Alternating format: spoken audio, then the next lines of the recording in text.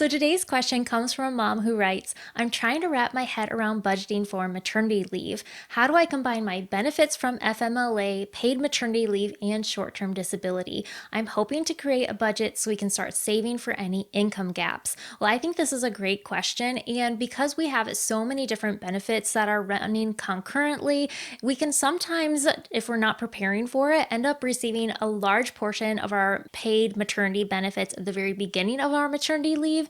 But yet, by the end of our maternity leave, depending on how long it is, we end up kind of being left with no income. And sometimes that causes some moms to end up cutting their maternity leave short. So I love that you are already kind of thinking ahead and trying to plan so that way you can actually enjoy your maternity leave with your baby.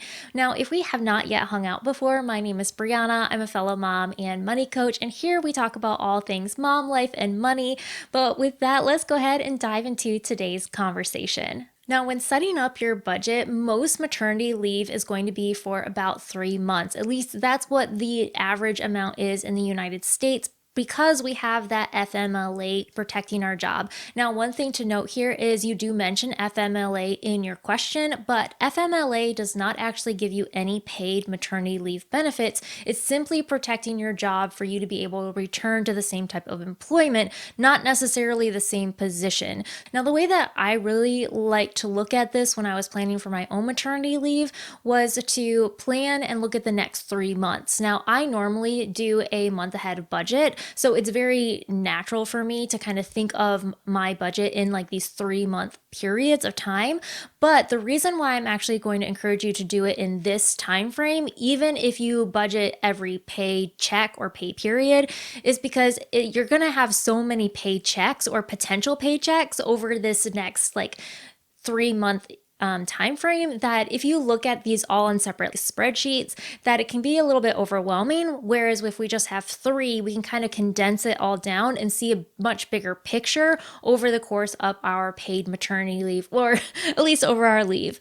So the first thing you're going to do is, of course, you're going to plug in all of your normal expenses that you would typically have during that 3-month time frame. And keeping in mind that sometimes certain months will have different expenses based off of like different insurance premiums that may restart, or possibly different seasons of life or seasons of the year that you're in, right? So just be planning ahead and thinking about that when you're entering your expenses for the next 3 months into your spreadsheet.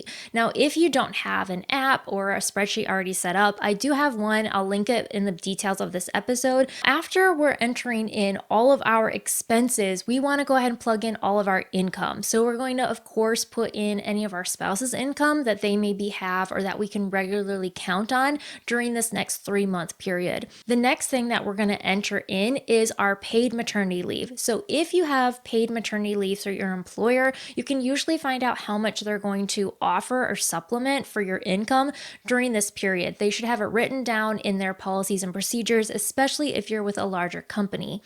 Now, my employer at the time that I went through both of these experiences with my sons had a really good high benefit maternity policy. Now, it did help that I was with the company for several years, so it ended up putting me up in a higher tier of the type of maternity benefits that I qualified for.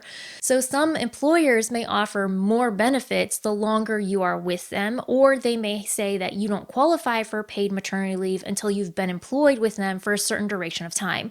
If you're not sure what your company's policies are, this is definitely really important to be able to plan and budget and do this whole forecasting for your own household expenses and household budget. If you're unsure where to find this information, I have a separate episode that talks about where to find the details that your company offers and what different maternity leave benefits you may qualify for. And we talk about FMLA and paid maternity leave and short-term disability and state benefits, all of those things. So if you're kind of getting into this episode and you're just I have no idea what my employer offers, what do I qualify for? I'll link that episode up for you as well. That may be a better place to start. Depending on what you qualify for, if you already know that, then go ahead and plug that into your budget as well. That does not mean that your spouse may not have a benefit. Have them also look into what their employer offers, because they may also qualify for paid leave as another parental benefit, even though it's not, maternity leave, because they're not the one having the baby. And plug that into your budget spreadsheet so you can estimate out what your income is going to be during this duration of time. Keep in mind that even though you may have these paid maternity benefits coming in, you may also still yet be receiving a paycheck from the last 2 weeks that you worked, depending on when your maternity leave actually starts, because most employers have that 2-week bi-weekly pay period. We also need to keep in mind short-term disability. So if you qualify for short-term disability, this typically can be anywhere from like 50 to 70% of your income, and you could qualify for up to 8 weeks of short-term disability. So again, you could be having that maternity leave and short-term disability running concurrently together, depending on what policies and how your individual employer and your individual short-term disability ends up paying out. So you actually are receiving this huge amount of income at the very beginning of your maternity leave. That's why it's important to kind of think of like how much income is going to be coming in this first month and how much of that is going to roll over into the next month. One thing you did not mention in your question is PTO. So if you have a PTO bank that you've been accruing all of these hours, like some companies will allow employees to roll over a certain percentage of PTO every year, or they may just force it onto their employees that they have a use it or lose it policy, or they might just do a big payout of PTO at the end of the year. It's all very dependent on your individual employer. But if you have the option of rolling over and accruing PTO into a PTO bank, this is one of the things that I super took advantage with my employer. Leading up to trying to become pregnant and then being pregnant, I used as little PTO as I possibly could. That way I could draw out that PTO when I went on maternity leave. During the very start of your maternity leave, since you'll most likely have any maternity leave benefits and short-term disability and maybe a final paycheck that you accrued before going on maternity leave, you're going to again have this large sum of money most likely coming in. But then as your short-term disability ends, or if your maternity leave is only a small portion of what your income is, you can end up filling in those income gaps by using certain amounts of your PTO bank. So let's say that first month, maybe your income is only decreased by, let's say 32 hours of what your normal income threshold would be. Well, maybe you're going to draw 32 hours of your PTO bank to be able to match what your normal income would be for that month. The other thing you might also want to keep in mind is looking at your overall budget for that month, is where you will specifically want to identify what are your concrete expenses and what are the other things that you might normally budget for, but maybe you don't actually need to pay for or really kind of expect as an expense during this maternity leave time, right? If you normally have certain sinking funds that you set up on a month-to-month basis, or if you just go out, and do extra things because you do have some extra money available in your paycheck, well, maybe you aren't going to make those same choices during this maternity leave time because your income is going to be decreased. Are those some expenses that you can actually remove from your budget because that you're not going to be going out and doing the same type of things because you're going to have a baby and a newborn, and you're probably going to want to do a lot less than you normally would have if it was just a normal month. Now, the other thing that you might also want to keep in mind too is just because you may be expending less money on certain categories of your budget, you might actually be increasing other categories of your budget. Like for me, our takeout budget went way high during maternity leave because I was so exhausted and so overwhelmed and ravenously hungry because I was nursing, and there was just so much other adjustments that was going on that food was the last thing I wanted to worry about. And so we definitely ate out a lot more during my maternity leave than what we would normally do on a day-to-day, on a month-to-month basis, because the situation of what we were experiencing was completely different. Right? You also want to make sure you're including in your budget any additional things that baby is going to need, such as diapers and possibly formula. So think about what expenses may come up that you may also need to plan for that may not be part of your pre-baby budget that you may have that was going to come up during your maternity leave, so you can already plan and prepare for it. One other thing that you may also qualify for is state benefits. This was definitely not something that I had available to me when I went on my maternity leave, but some states do offer paid maternity leave or extra additional paid benefits to parents in their specific state. So if that's something that you do qualify for, make sure you find out all of those details. And again, plug that into your 3-month budgets or however long you're expecting your maternity leave to be, so you can adjust what your income is as well as review what your expenses are.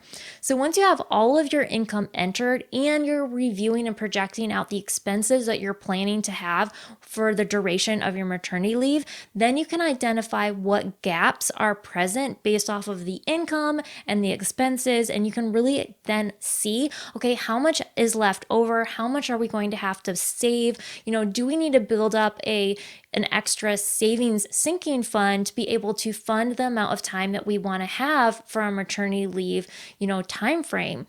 And it can help you make a much better judgment call on determining when does that maybe mean that you will have to return back to work. Some moms may want to take the entire portion of maternity leave that they may qualify for, but when they're actually reviewing what benefits are going to be paid out during their maternity leave timeframe, as well as what their expenses are going to be, it can end up being a very realistic wake-up call to say like, okay, I need this amount saved up prior to my maternity leave, and based off of what their lifestyle currently looks like, that may not be possible. So they have a better picture going into their maternity leave to realize how much time they will be able to have with their baby, what to mentally prepare for, as well as how soon they may need childcare. I did have one thing that kind of shocked me when I returned to my employer, and that was most employers will withdraw money to pay for all of your premiums, like your medical, dental, vision, any short-term disability premiums, as part of your normal paycheck. So if you were to look at your pay stub, you may notice some of those deductions that come out of your gross pay. Now, when I returned to work, since my employer couldn't actually withdraw those premiums out of my paycheck because I wasn't drawing a paycheck, they actually back drew those premium payments after I returned to work. For my employer, my premiums that they deducted were relatively minimal, but it was still something that I was not planning for, and just to be aware of when you return back to work, because some premiums can be rather large, and that may be an additional expense that you were not planning on when you return to work, especially given the fact that you may now also be paying for childcare and additional medical premiums since you're including your child on your medical insurance. If you do decide that you're not going to return to work after your maternity leave, do definitely keep in mind and make sure you check your employer's policies and procedures before leaving your job to go on maternity leave to find out if you have to repay your maternity leave benefits. Some employers have written in their policies and procedures that if you do not return to work and continue working for a certain period of time after taking paid maternity leave, that you have to repay those benefits if you do not return as an employee. So definitely check your employer's maternity policies so you know what to exactly plan for and you can make the best decision for you and your family. The point of this exercise is not to overwhelm you, it's actually just to help you prepare your finances so when your baby's here, you can focus on your baby. But if you need some dedicated support or someone to help walk you through these steps and you would like to work with me, I would love to support you in this way. You can find my contact details in the information at the bottom of this episode, or you can also find an anonymous link where you can submit your unique question and I might be able to make a dedicated episode just for you. Now, if you are another mom and you have other suggestions or other tips that you may have found super helpful when budgeting and forecasting for your own maternity leave, I would love if you would drop your experience in the comments to help this mom and any other mom that comes across this episode. Now that you know how to budget and forecast for your maternity leave, you might also be wondering how much your birth may cost. If you're interested in that episode, I'll link it up for you next, but until we hang out again, I hope you create a home your heart loves.